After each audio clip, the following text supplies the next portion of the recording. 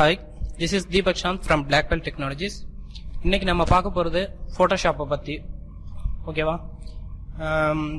Blackbelt Technologies பாத்தீங்கன்னா உங்களுக்கு ஒவ்வொரு சாஃப்ட்வேரை பத்தி ஒரு டுட்டோரியல்ஸ் ரிலீஸ் பண்ண போறோம்.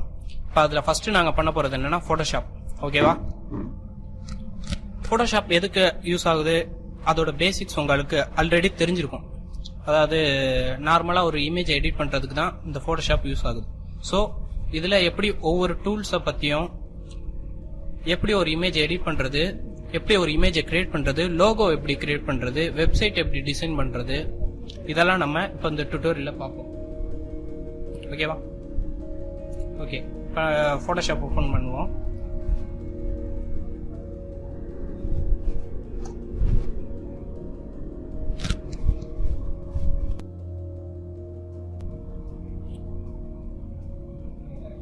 இதான் Photoshopோட ஹோம் ஸ்கிரீனு. இதுல பாத்தீங்கன்னா மேல வந்து மெனு பார், இது டூல் பார், இது வந்து ஆப்ஷன்ஸ் பார்னு சொல்லுவாங்க. இந்த சைடுல உள்ளதெல்லாம் பாத்தீங்கன்னா பேலட் சொல்லுவாங்க. ஒவ்வொன்றும் ஒவ்வொரு பேலட். இது நேவிகேட்டர் பேலட், இது பாத்தீங்கன்னா ஹிஸ்டரி பேலட்னு சொல்லுவாங்க, இது லேயர் பேலட். நம்ம வியூல போய் இதை செட் பண்ணிக்கலாம். என்னென்ன பேலட் தேவையோ அதெல்லாம் நம்ம வியூல போய் செட் பண்ணிக்கலாம். ஓகேவா? இப்போ இதுல பாத்தீங்கன்னா ஃபர்ஸ்ட் ஒன்னொன்னா நம்ம பார்ப்போம். ஃபர்ஸ்ட் ஒரு டாக்குமெண்ட் எப்படி செட் பண்றது, அதாவது உங்களுக்கு தேவையான சைஸ்ல எப்படி ஒரு டாக்குமெண்ட்டை கிரியேட் பண்றதுங்கிறத ஃபர்ஸ்ட் பார்ப்போம். ஓகேவா? மேக்ஸிமம் பாத்தீங்கன்னா Photoshopல ஷார்ட்கட்ஸ் தான் நிறைய இருக்கும். அதை தான் நம்ம யூஸ் பண்ற மாதிரி இருக்கும். இப்போ ஃபைல்ல போய் நியூ கொடுத்தீங்கன்னா நார்மல் டாக்குமெண்ட் ஓபன் ஆகும். அதே ஜஸ்ட் Ctrl+N கொடுத்தீங்கன்னா நியூ டாக்குமெண்ட் உங்களுக்கு ஈஸியா ஓபன் ஆகும். ஓகேவா? நான் நியூ டாக்குமெண்ட் ஓபன் பண்றேன். இது பாத்தீங்கன்னா நேம் கேட்கும். ஃபர்ஸ்ட் எடுத்தோடனே இங்க நான் நேம் கொடுத்துறேன். நெக்ஸ்ட் ப்ரிசெட், என்ன சைஸ்ல உங்களுக்கு வந்து கேட்கும், என்ன சைஸ் இமேஜ், 1024x768 இல்ல டிஃபால்ட் Photoshop சைஸா, இல்ல ஒரு பேனர் சைஸா, இல்ல ஒரு நார்மல், இதெல்லாம் பாத்தீங்கன்னா டிவி சைஸ், NTSC, HAL அந்த மாதிரி உள்ள டிவி ஸ்கிரீன் சைஸ். இதெல்லாம் நிறைய இருக்கு. இதுல பாத்தீங்கன்னா A4 பேப்பரா, A3 பேப்பரா, B5ஆ, B4ஆ, இது நமக்கு எது தேவையோ அதை செலக்ட் பண்ணிக்கலாம். ஓகே, நான் இப்போ வந்து 1024x768 நான் செலக்ட் பண்ணிக்கிறேன். விட்த் ஆட்டோமேட்டிக்கா அது செலக்ட் ஆயிக்கும்.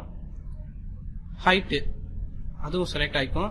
ரெசல்யூஷன் டிஃபால்ட்டா வந்து பாத்தீங்கன்னா 72 தான் இருக்கணும் ரெசல்யூஷன். ஓகேவா? கலர் மோடு நம்ம இதுல சேஞ்ச் பண்ணிக்கலாம். RGB, CMYK, லேப் கலர் இருக்கு, கிரே ஸ்கேல் இருக்கு, பிட்மேப் இருக்கு. நார்மலா நம்ம யூஸ் பண்றது வந்து RGB. இதே நீங்க ஒரு ஃபிளெக்ஸ் டிசைன் பண்ற இடத்துல பாத்தீங்கன்னா லேப் கலர் வச்சிருப்பாங்க, அப்படி இல்லைன்னா CMYK வச்சிருப்பாங்க. ஓகேவா? இப்ப நார்மலா வந்து நம்ம RGB வச்சுப்போம். பேக்ரவுண்ட், என்ன பேக்ரவுண்ட் இருக்கணும் அப்படிங்கறத நம்ம இங்கே சூஸ் பண்ணிக்கலாம். ஒயிட் கொடுக்கலாம், இல்ல டிரான்ஸ்பரண்டா இருக்கணும். அதாவது ஒரு பேக்ரவுண்டே இல்லாம வெறும் டிரான்ஸ்பரண்டா இருக்கிற மாதிரி கொடுக்கலாம். ஓகேவா? ஓகே, அது மட்டும் இல்லாம நம்ம இந்த விட்த நம்ம கேத்த மாதிரி சைஸ வந்து டிக்ரீஸ் பண்ணிக்கலாம். இப்ப இது பாத்தீங்கன்னா உங்களுக்கு டிஃபால்ட்டா என்னென்ன சைஸ் கொடுத்துருக்காங்களோ அதை மட்டும் தான் இதுல நம்ம கொடுக்க முடியும். ப்ரிசெட்ல வித் வந்து நான் இப்ப வந்து 700 பிக்சல்ஸ் வச்சுக்கிறேன். ஹைட்டும் 700 பிக்சல்ஸ் வச்சுக்கிறேன். வச்சுட்டு ஓகே கொடுக்குறேன். கொடுத்தனா உங்களுக்கு டாக்குமெண்ட் ஓபன் ஆயிடும். ஓகேவா? இப்ப நம்ம இதுல ஃபர்ஸ்ட் டூல்ஸ பார்ப்போம். இது டூல் பாக்ஸ். இதுல ஃபர்ஸ்ட் 6 பாத்தீங்கன்னா மேக்ஸிமம் ஒரு இமேஜை செலக்ட் பண்றதுக்கு, இல்ல அதுல உள்ள ஒரு பர்டிகுலர் ஏரியாவை செலக்ட் பண்ணி அதை காப்பி பண்றதுக்கு, இல்ல அதை டெலிட் பண்றதுக்கோ இந்த ஃபர்ஸ்ட் 6 டூல்ஸ் யூஸ் ஆகும். இந்த டூல்ஸ் 6 டூல்ஸையும் என்ன சொல்லுவாங்கன்னா செலக்ஷன் டூல்னு சொல்லுவாங்க. நெக்ஸ்ட் உள்ள 8 டூல்ஸையும் பாத்தீங்கன்னா ஆல்ட்ரேஷன் டூல்ஸ் சொல்லுவாங்க. நெக்ஸ்ட் உள்ள எல்லா டூல்ஸும் ஆல்ட்ரேஷன் டூல்ஸ் சொல்லுவாங்க. ஓகேவா? இது பாத்தீங்கன்னா குவிக் மாஸ்க் டூல் அப்படின்னு சொல்லுவாங்க. அதாவது ஒரு பர்டிகுலர் இப்போ ஃபார் எக்ஸாம்பிள் ஒரு கார் இமேஜ் இருக்கு, அந்த கார் வந்து பிளாக் கலர்ல இருக்குன்னு வச்சுங்க. இப்போ அந்த பிளாக் கலர் காரை ரெட் கலரா மாத்தணும்னா அதுக்கு இந்த குவிக் மாஸ்க் டூல் யூஸ் ஆகும். ஓகேவா? நெக்ஸ்ட் பாத்தீங்கன்னா இது இமேஜ் ரெடி. அதாவது போட்டோஷாப்ல ஒரு அனிமேஷன் பண்றோம்னு வச்சுங்களேன், அதுக்கு கண்டிப்பா இமேஜ் ரெடியோட ஹெல்ப் தேவை. ஏன்னா இமேஜ் ரெடியில ஃப்ரேம் பை ஃப்ரேமா நம்ம எடிட் பண்ண முடியும்.